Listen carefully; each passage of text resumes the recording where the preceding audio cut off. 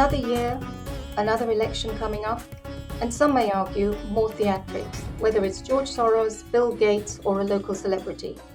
Recently, we saw Rahul Gandhi take to the international stage as the leader of the opposition in India. He clearly had a message to get out in advance of next year's elections.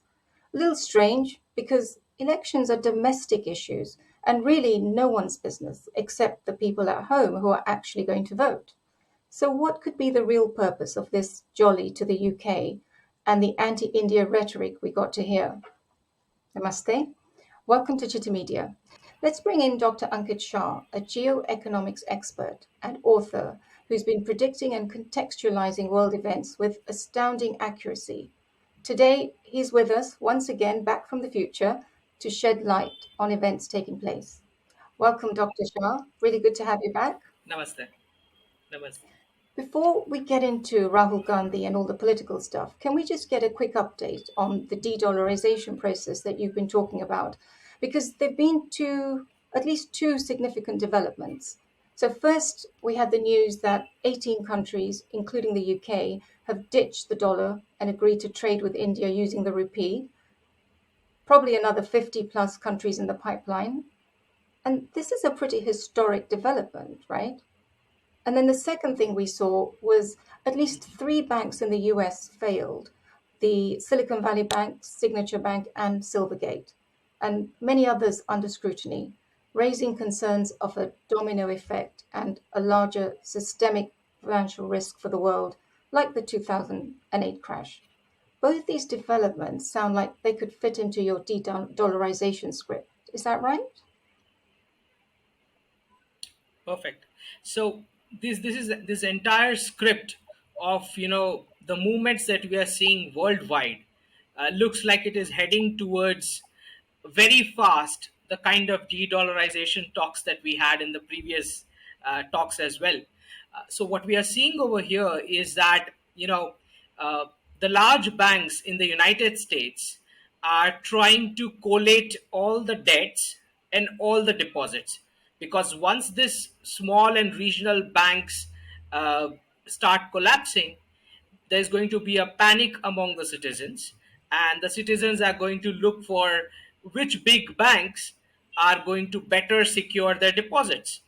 So the deposit portion automatically moves towards the larger banks, the top five, the top six banks, which I say that they are too near to the Federal Reserve printing machine and too big to fail for the same reason. And then you see that the debt portion automatically is also transferred to the same banks, with the Fed printers in agreement with the new bailout dollars being printed. So it's like a give and take. So you finish off the smaller and the regional banks, consolidate all the debts and deposits at one place, which would in future make it very easy to press the reset button of the de-dollarization that we're talking about. Uh, the second portion, we see parallel moving in Asia about the currencies which you mentioned, how the Reserve Bank of India is moving very fast with the first mover advantage that, the Prime Minister has been, giving this leadership since 2015 for the de-dollarization process, where you see that the RuPay and the UPI cards and the Vostro bank accounts uh, are just moving like a bulldozer countries after countries. So once this entire incidents and Western crisis events become like a huge rolling block, I think India will emerge as the only stable option where everybody is going to look at India as a stabilizer for the world economy.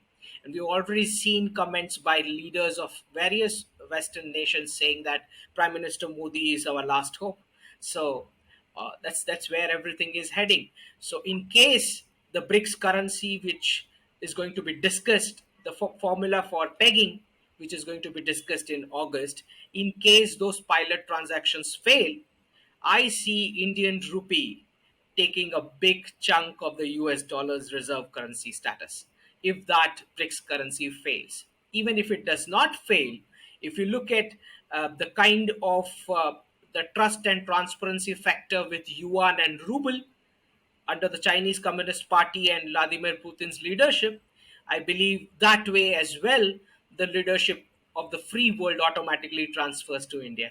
So, in all circumstances, we are seeing that India is coming up as a big global power with this de-dollarization process. So the opposition parties have been playing up this divide and rule policy like a legacy passed on by the Britishers to them. So you see many examples of how North India and South India clashing about Hindi language imposition, this kind of artificial issues being created to, for the vote bank politics. And we also see Northeast India being ignored kind of narrative, which now a lot of has reversed after the prime minister's focus on the northeast region. So Rahul Gandhi particularly playing up this divide and rule thing, this is his probably the last chance as a prime minister candidate for the next year's election. So you can see he's going to put up all kinds of weird things, uh, because his entire career is now at stake, the political career, which is probably enforced upon him, which nobody knows. But see, this is, and they have this all kind of tools at their disposal, as I said, because we have the entire Western template of governance being imposed on us post 1947, as we all know. They took 2 years to draft this man-made document which we call as constitution, and a narrative being peddled that this is a sacrosanct document nobody can touch. It's something like a god-given, god-sent document, and we all know how many amendments it has gone through if it was so sacrosanct. Now, just look at how the document is made. It's completely made from a Western template of governance. And when you see those words which are being imposed on the Indian populace, socialist and secular, you already know that these were the words added under the Prime Minister Indira Gandhi and the emergency regime that we saw. Now, when I say that Rahul Gandhi is trying to evoke this sexationist elements after doing a Bharat Jodo Yatra, which is very ironical. If he wanted to, unite something, he should have gone to Pakistan and Bangladesh to unite. Now, if you look at the very first article of the document, it says, India, that is Bharat, shall be a union of states. So when Rahul Gandhi says that we are a union of states, it is officially written as the first article in the constitution. Now he gets to play with this tool to do the divide and rule thing, because unfortunately we are having no debate in the country regarding the constitution document. A lot of the problems that the present generations are facing, because the document is not in tune with the requirements of the modern world. Now you imagine the train which was given to us 1947 with this punctured engine called constitution.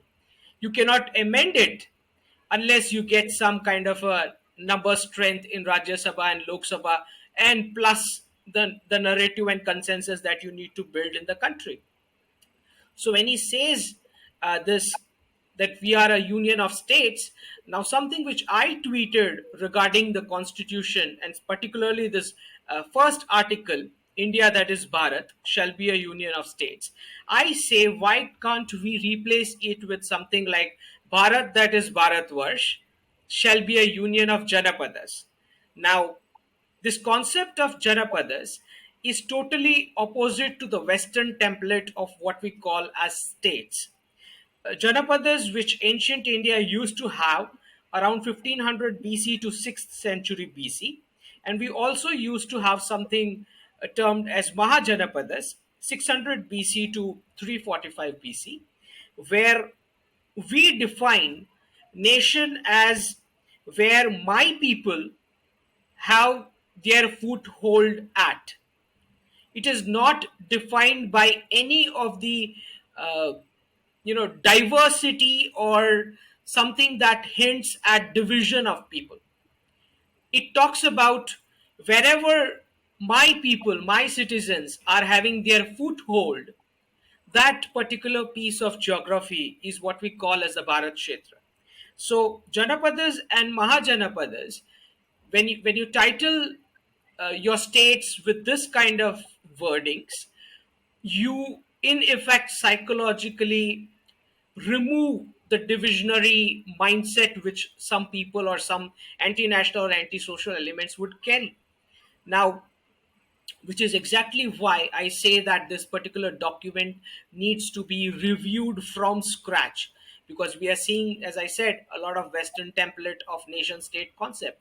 Now, United States, it said United States of America. So you already see a successionary element in the terminology. And it's not a surprise that most of the Western templates come from a victimhood mentality, and which is why many of the Americans still keep guns, because the thought process is that they would need to use the guns against the state for their own defense. That could be a possibility, which is exactly why they are being allowed with that relevant amendment in the Constitution.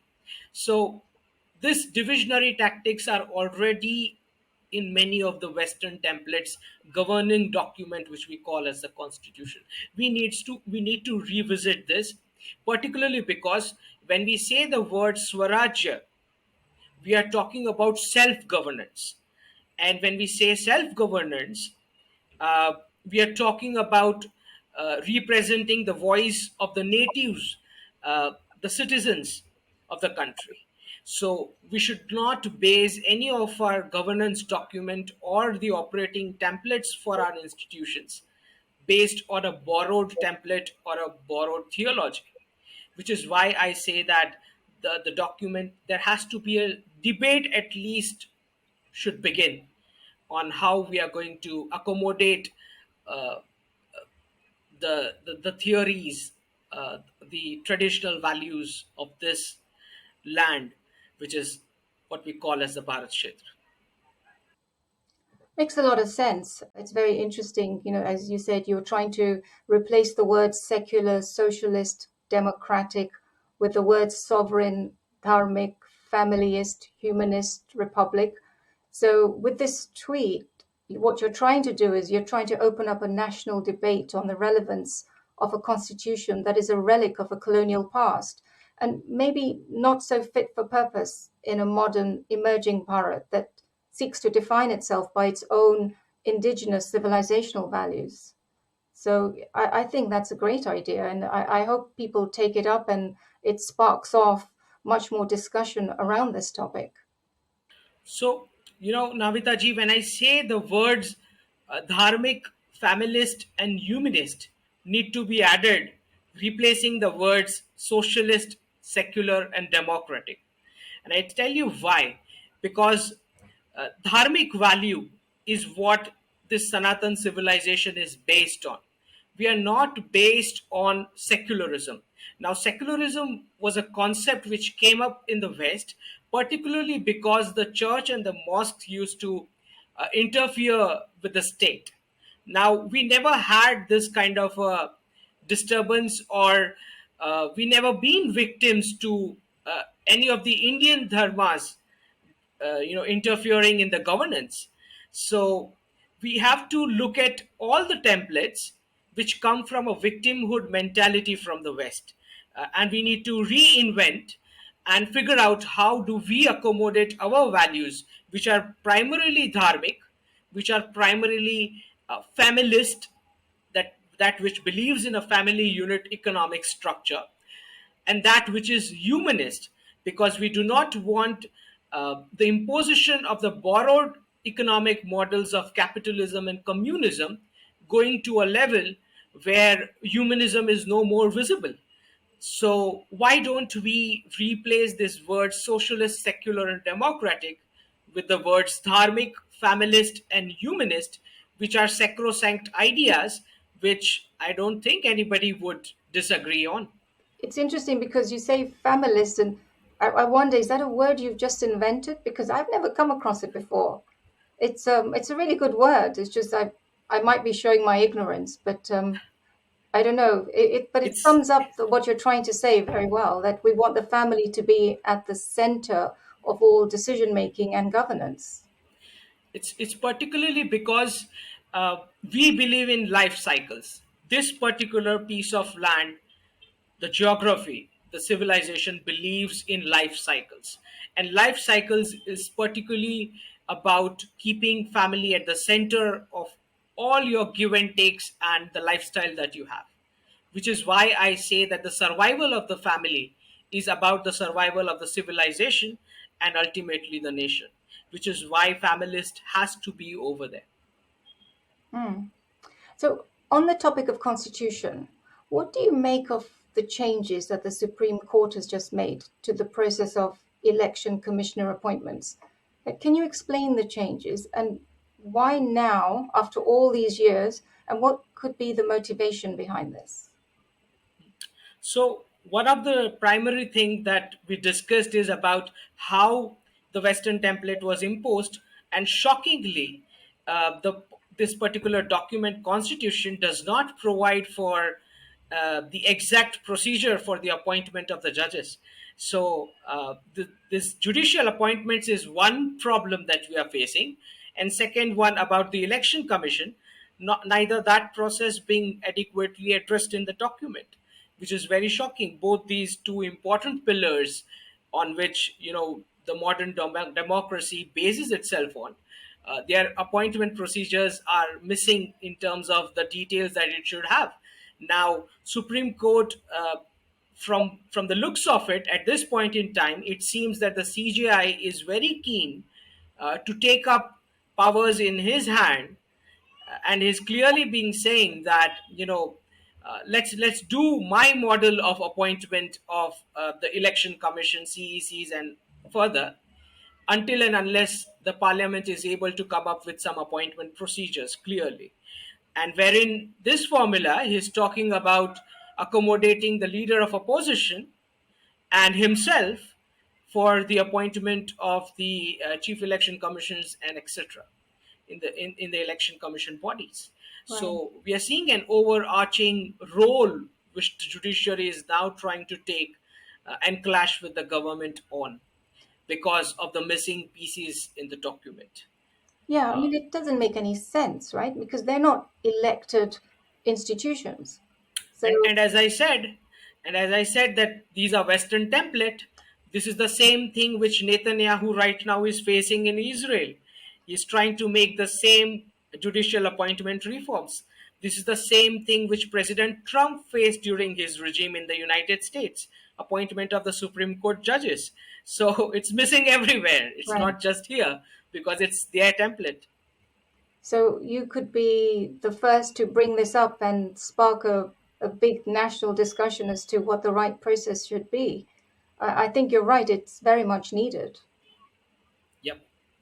Um, And when we say that we want the natives voice to be represented, the dharmas to be represented in the document, and not have the cut copy paste of the Western template, a lot of confusion is because of the imposition of the English language. Now if I can explain you some of the elements, when I say religion is not dharma, the primary difference between religions and dharma is the belief that there is only one God, and the understanding that God is one. This is a primary difference between the two. Now, religion is a set of an organized system based on beliefs in a god or gods, and these systems often culminate into non acceptance of the existence of any other gods or dharmas. It goes further into the achievement of mob objectives, adversely being conversion and takeover, often with a blanket separation of treatment between believers and non believers. And this comes from the Adesh philosophy of strict commandments to define whether someone is a believer or not. On the contrary, Sanatan Dharma is all about individuals seeking for liberation. Now, the seeking is for the individual to decide based on his own interpretation and capacities. So the dharmas come from Upadesh philosophy of recommendations. And the four Indian dharmas are all encompassing, living, non living, and the entire universe. You can tell the dharma of water and that of fire. You cannot spell out their religions, can you? Now, look at the second element. I say temple is not a mandir. So, because temple is a place of worship, mandir is a place where you elevate your inner self. Now, the elevation of self entails several different methods and processes based on factors like which Bhagwan's pran pratishtha is done, representing which supreme values to be invoked, and what kind of allied economic and social objectives are achieved in the campus by the sampradayas of which school of thought. That's the kind of diversity in Dharma. Now, mandirs have been university campuses, centers for feeding prasad food to the people, centers of art, research, medicine, and so on.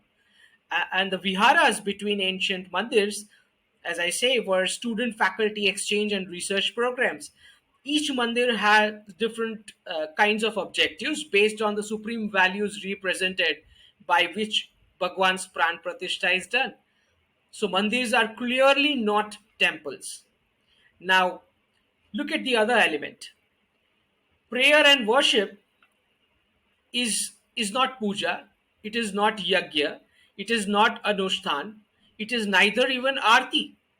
So the word prayer has its root origin in asking for material things, asking for forgiveness of sins, which is why you see many crimes are being discounted by misuse of some of the religious processes in Abrahamic religions worldwide. And there is empirical evidence to support these facts that some of the jailed criminals are adopting specific religions very fast on the basis of this psychological self rationalization of the crimes committed. Now, prayer can be done anywhere, in a temple, in front of a teacher, in a court of law, and so on. But that's not the case with puja, anushthan, yagya, or arti.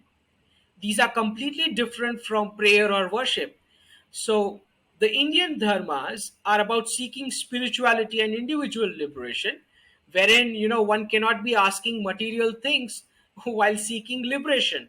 Now, for asking material things, we have a complete separate section where we are also talking about uh, bhagwans which are not just akara or sakara, but also nirakara, right? So, wherein there is no murti. So, this is how Sanatan Dharma is all encompassing. And for asking material stuff, you also have the concepts of what we call as Kula Devta and Kula Devi. Now, I really doubt if the Indian state has the capacity to even map the kind of diversities of different puja paddhatis and the sampradayas and the school of thoughts that we have in the Sanatan Dharma. So I think uh, the kind of Abrahamic dumbing down of words which has happened, which is why you see some of these legislations like Places of Worship Act being applied to the native dharmas. It's just mind boggling that none of these should actually apply to us. Now, look at the other element. God is not Bhagwan. There is no concept of God in Indian dharmas. Indian dharmas are about seeking the supreme values represented by the Bhagwan. And Indian Bhagwans aren't some forces who exist at some unknown place like gods of religions.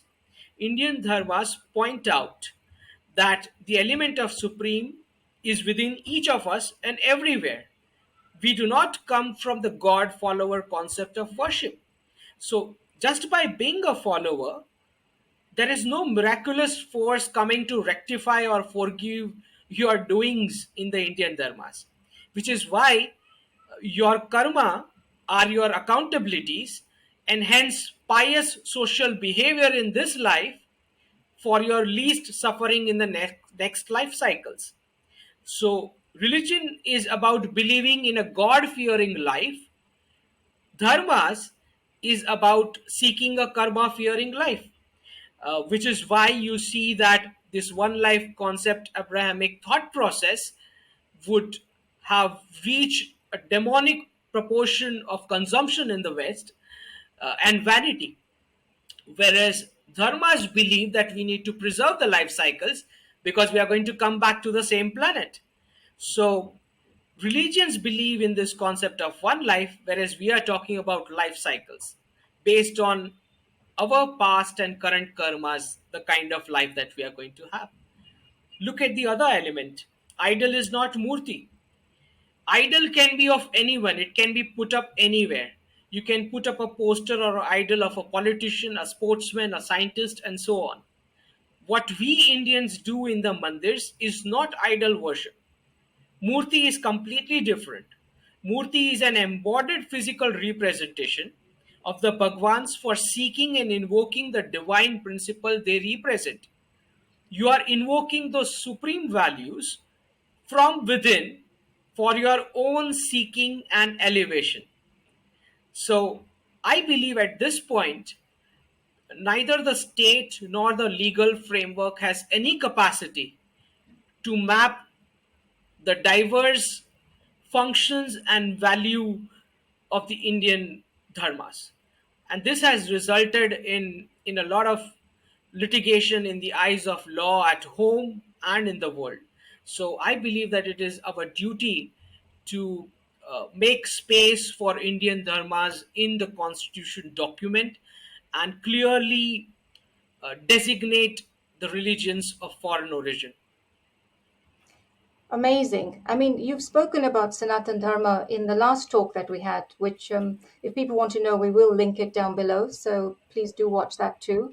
But this beautiful mandir ecosystem that you're describing, and it's amazingly inspiring depiction of how society could be organized based on the wisdom of the Vedic scriptures, and so complex that a reductive westernized constitution just hasn't been able to grasp.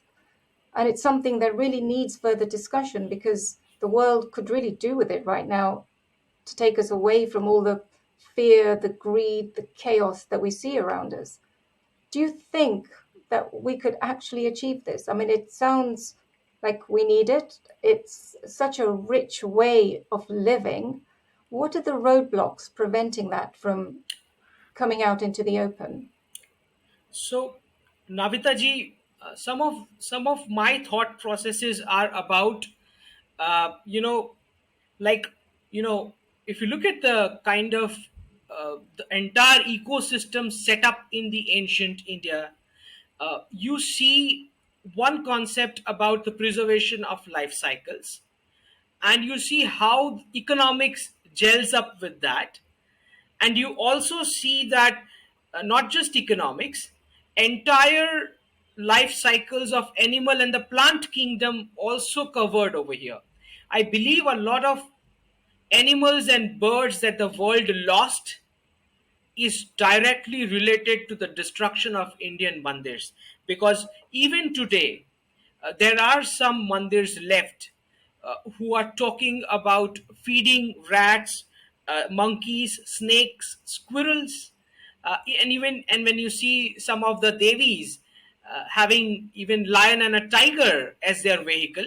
So we are also talking about carnivores, because there is a scientific role of animals in soil health, in food chain, in pollution control.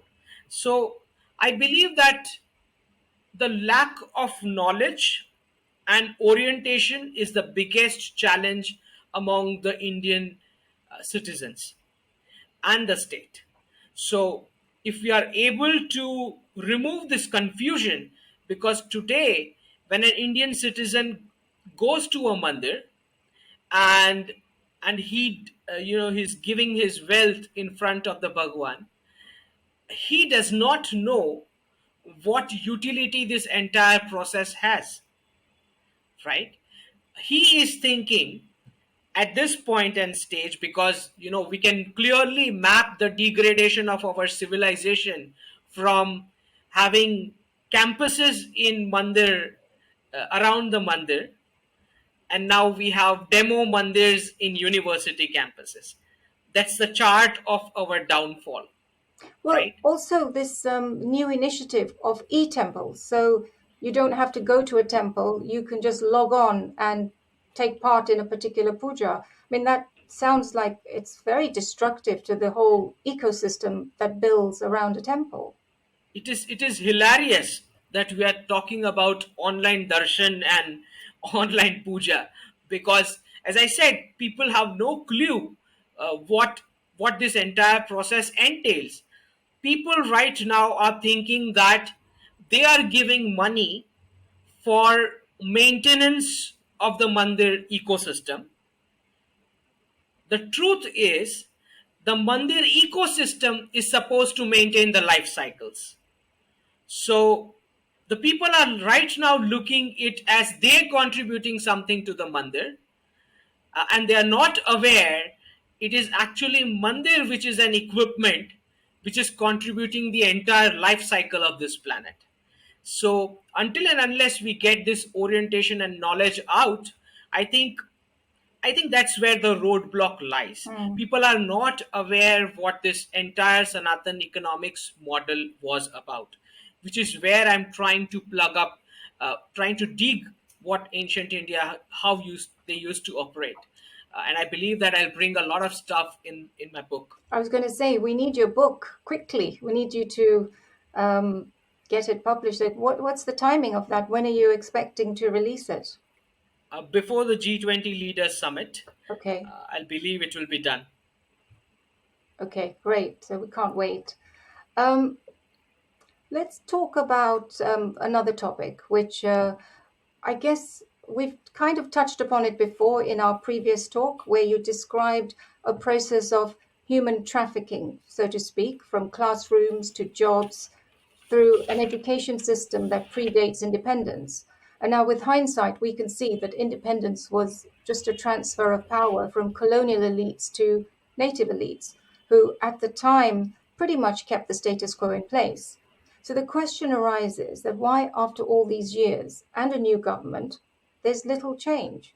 After all, we had a civilization, it had capital or civilizational capital that created an India that generated 27% of world's GDP only a few hundred years ago. So it must have been doing something right.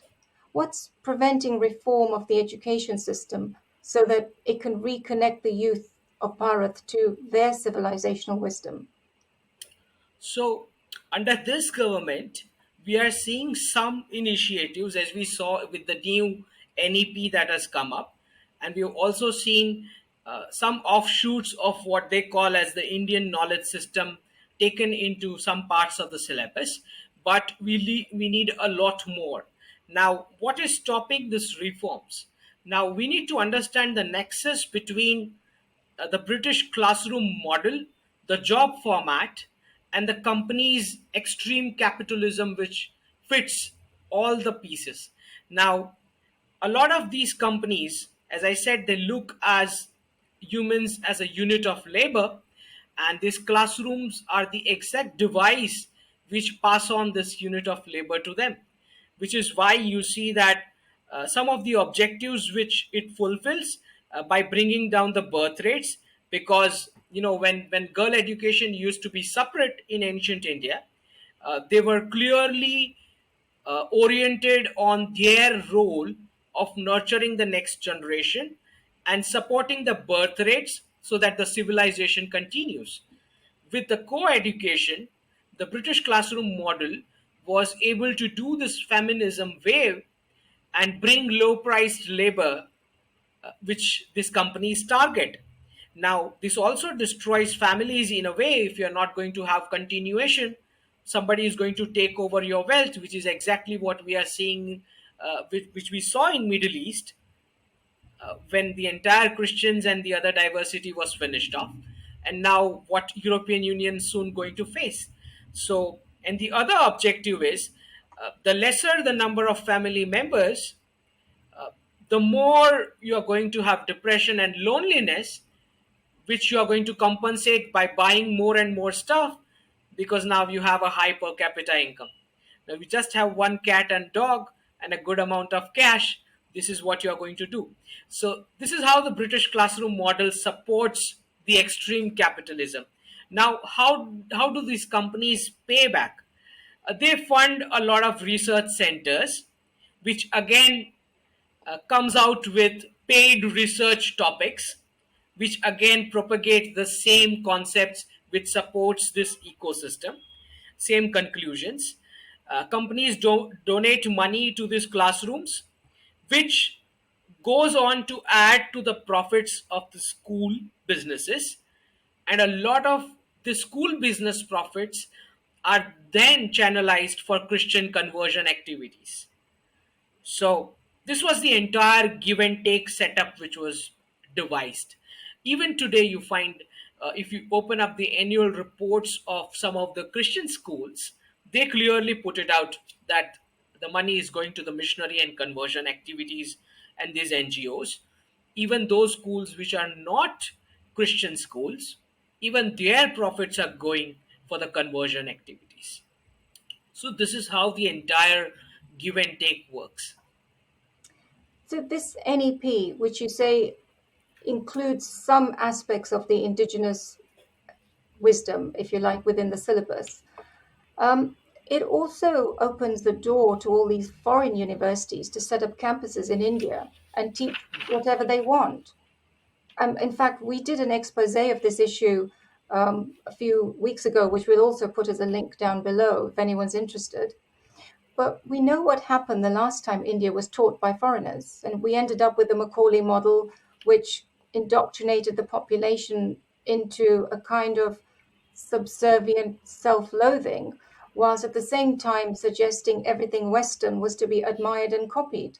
And it seems that history could repeat itself with the entry of these foreign universities, particularly the Western social sciences with all their woke baggage and gender confusion and identity politics, which incidentally is tearing society apart in the US right now. I mean, you need to look no further than California.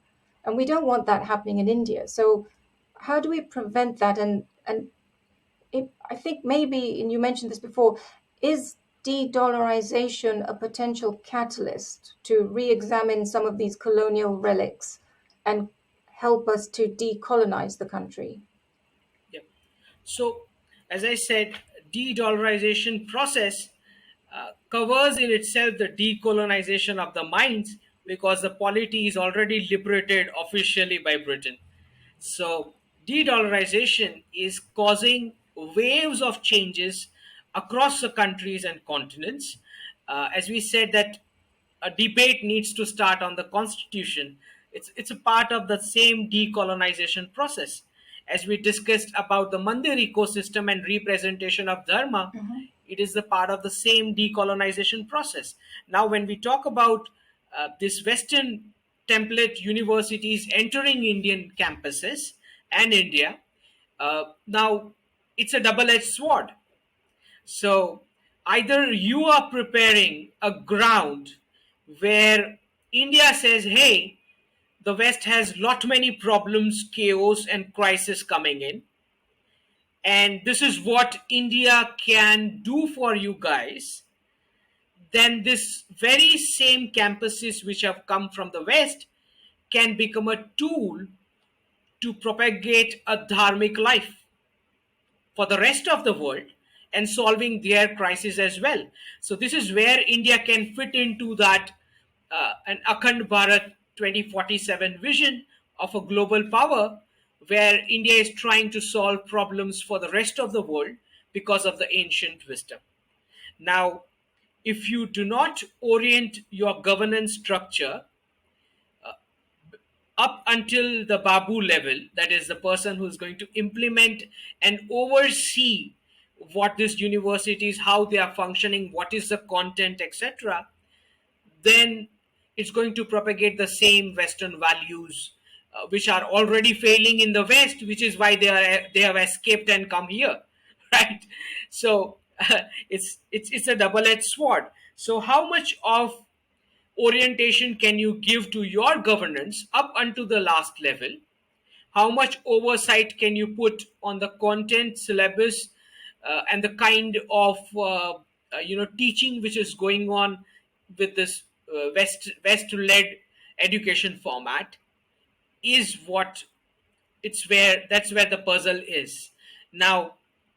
We see that when we talk about Indian institutions, most of them are cut, copy, paste of the Western template, and they admire this Western template, and there is a belief that the modern Western institutions, education institutions, which are going to come here, the belief here is that they will be able to solve some of our age old problems like reservation, which is killing our education and the industry format.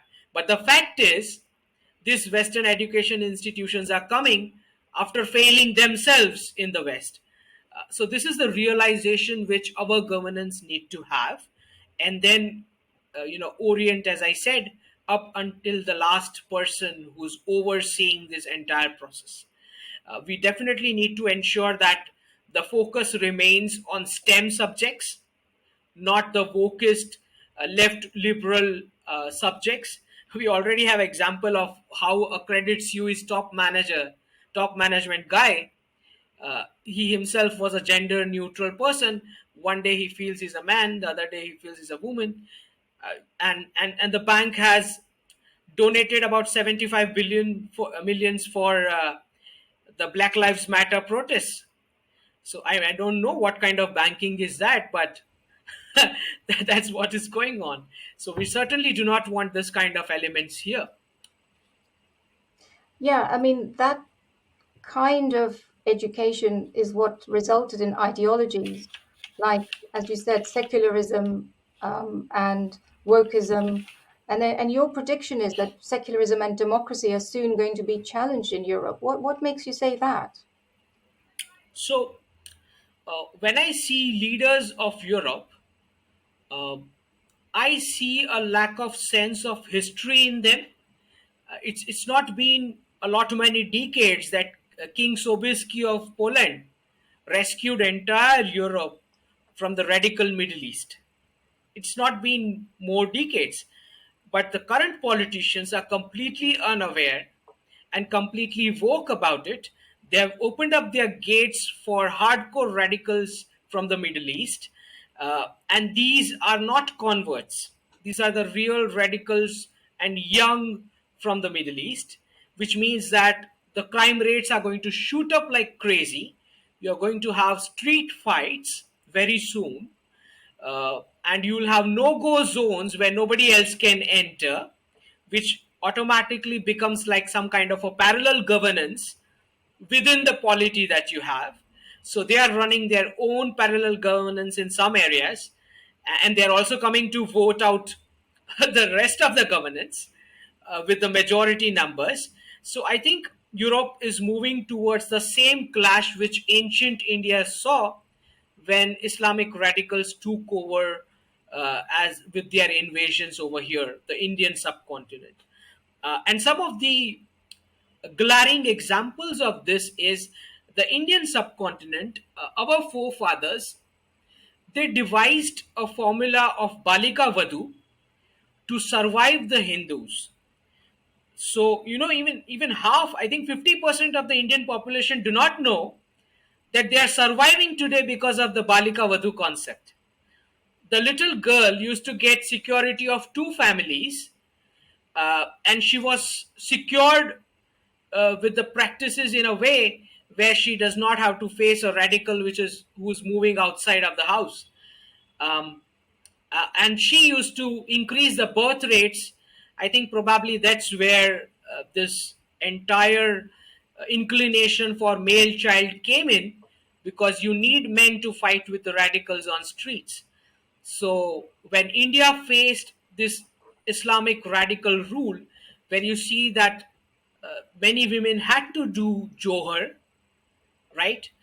And then there were individual Johar, what we call as Sati, all because of this Islamic majority areas in ancient India.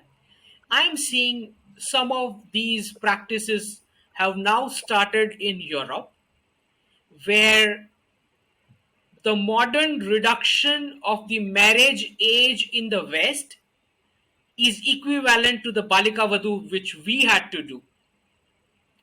So, a lot of grooming gangs nuisance that the European Union is facing on streets, which is forcing the marriage age of girl child down, is the same thing of the Balika Vadhu resistance which we did to survive ourselves.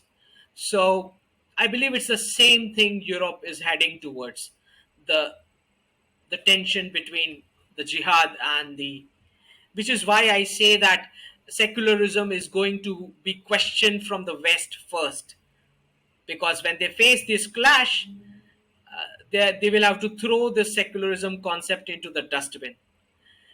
And I believe that since the voting system is also something which is the modern voting system derived from the West, I believe that once this clashes begin, it will be something of crusades level on the streets in the Europe. And after that, there will be serious discussion about one family, one vote, because there will be a takeover via democracy with the numbers strength. And if you want to stop that, then one family one vote is the natural transition from the current democracy system. Right. I've never heard that being described anywhere. One family, one vote. That's quite a novel concept you've come up with. It's kind of still democratic because you're still giving every family the opportunity to select their rulers, and everyone belongs to a family or the other. But I suppose it helps to get around the issue that you're describing of a kind of a reverse takeover and a change of demographics and society, which may not lead down the road that people actually want. So it's very interesting what you've described. It's worth considering and thinking about, and we're certainly more discussion for sure. Coming back to de-dollarization for a minute, because I remember you said that you expect a lot more cooperation between India and China due to this de-dollarization. But then we recently saw that India advised banks and traders to avoid the yuan and use dirhams instead of rupees to pay Russia. Sorry, use dirhams instead of the yuan to pay Russia. Can you explain that? Yeah, sure. So, as I said, that there's going to be a financial cooperation between India and China during this entire de-dollarization process that moves forward.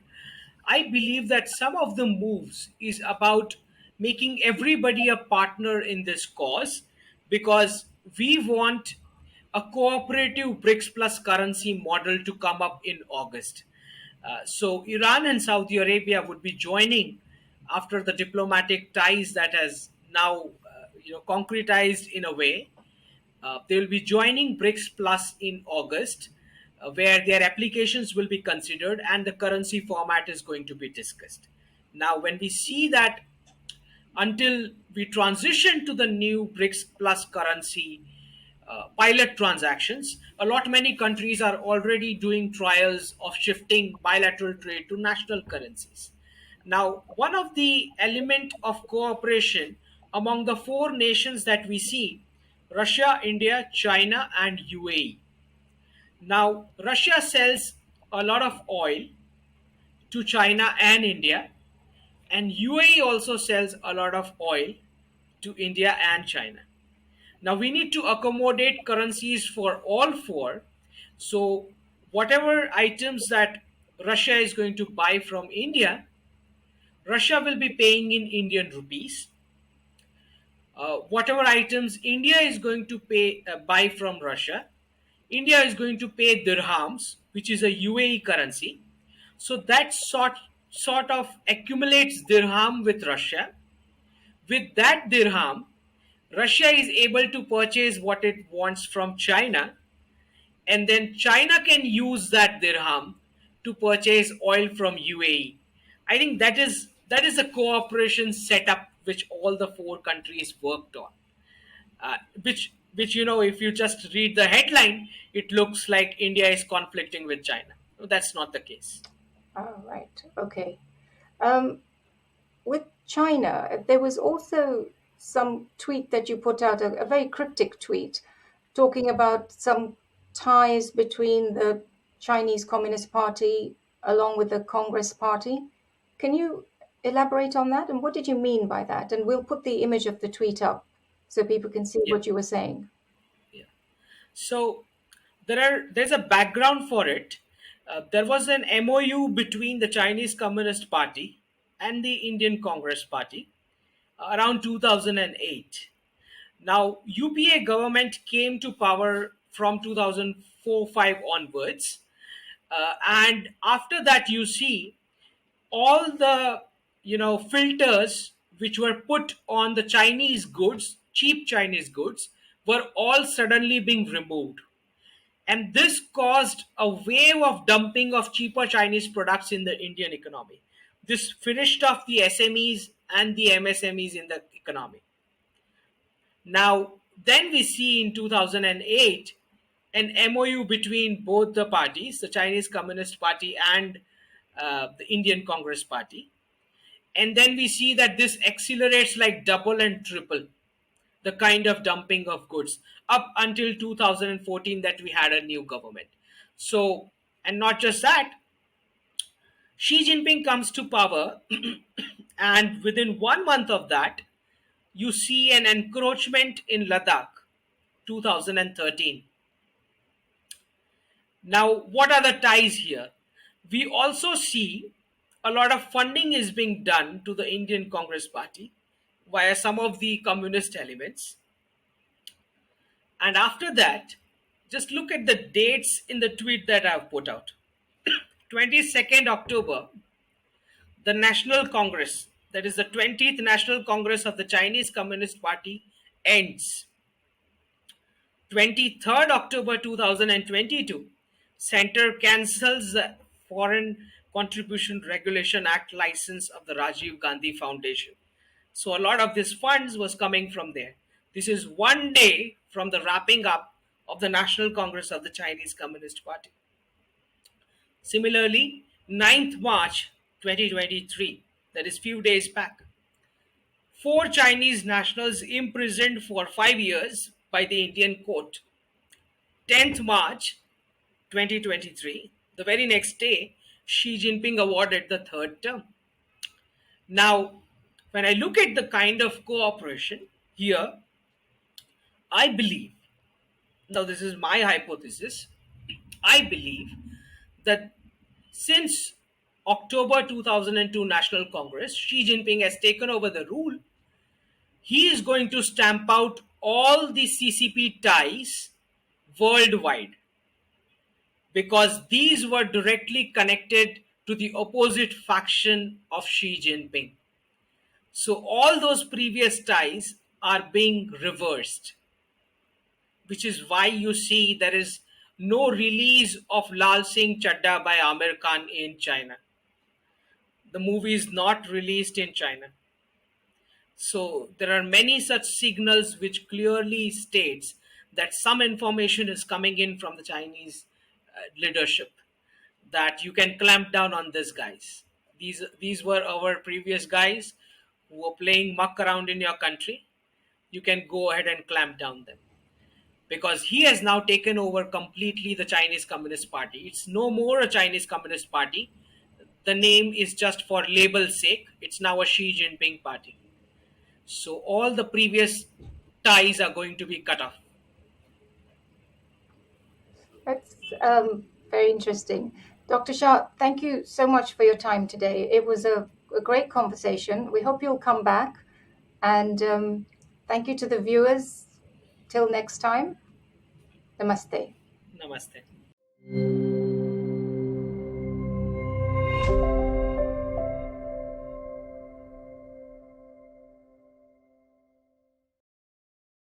Please remember to subscribe to us and switch on the notifications for this channel. For our other social media links, more content, and to support our work, please visit citti.net. Dhanyavad. Namaskar.